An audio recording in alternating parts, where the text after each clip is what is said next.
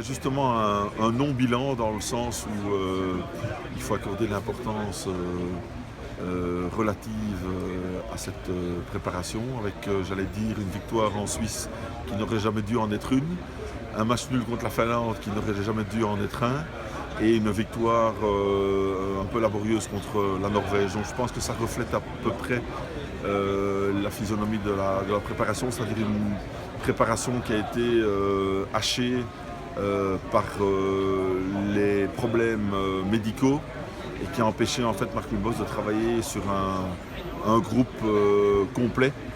Et voilà, donc c'est pas très étonnant d'avoir une situation comme ça où effectivement les doutes naissent un petit peu à propos de la valeur, pas de la valeur de l'équipe nationale, mais comment dire, la manière de la faire tourner.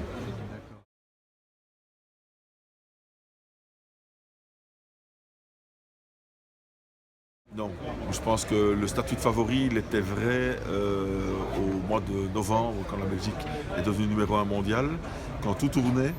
Et je pense qu'avec maintenant ces problèmes défensifs, le fait que l'attaquant de pointe Romelu Lukaku va devoir démontrer qu'il est capable d'aborder un tournoi sans pression parce qu'il s'était fait manger, ou il s'était mangé lui-même à cause de sa pression lors de la Coupe du Monde.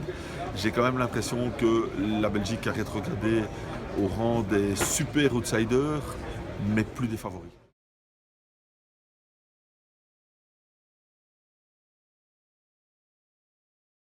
Oui, c'est ce que j'ai écrit il y a déjà bien longtemps. Eden Hazard sort de 3 grosses saisons, sauf celle-ci. Il a un petit peu de difficulté à lancer.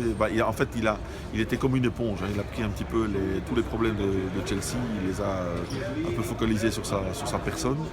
Et le fait qu'il soit remonté la pente, il est remonté la pente sur les 2 derniers mois, je pense qu'il va arriver frais. Et en plus, il y a le facteur France. Il joue dans son deuxième jardin. Et ça, c'est très important à ses yeux. Moi, je crois vraiment qu'Eden Hazard, alors que pourtant j'ai toujours été assez dur avec lui, parce que j'estime qu'en 63 sélections, il n'a encore jamais tiré vraiment l'équipe à lui tout seul. Il n'a jamais gagné un match important à lui seul. Je crois qu'ici, ça peut être son euro.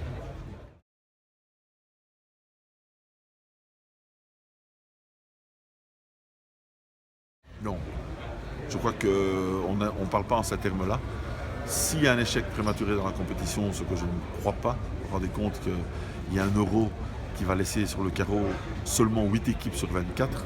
Il faudrait vraiment le faire exprès. J'aurais presque envie de dire que les diables changent de sport s'ils sont éliminés au premier tour. Mais je pense que s'il devait y avoir un échec, Marc Wilmots parlerait d'abord à son groupe avant d'en tirer les conclusions. Il n'est pas question une seule seconde que la fédération mette fin à son contrat.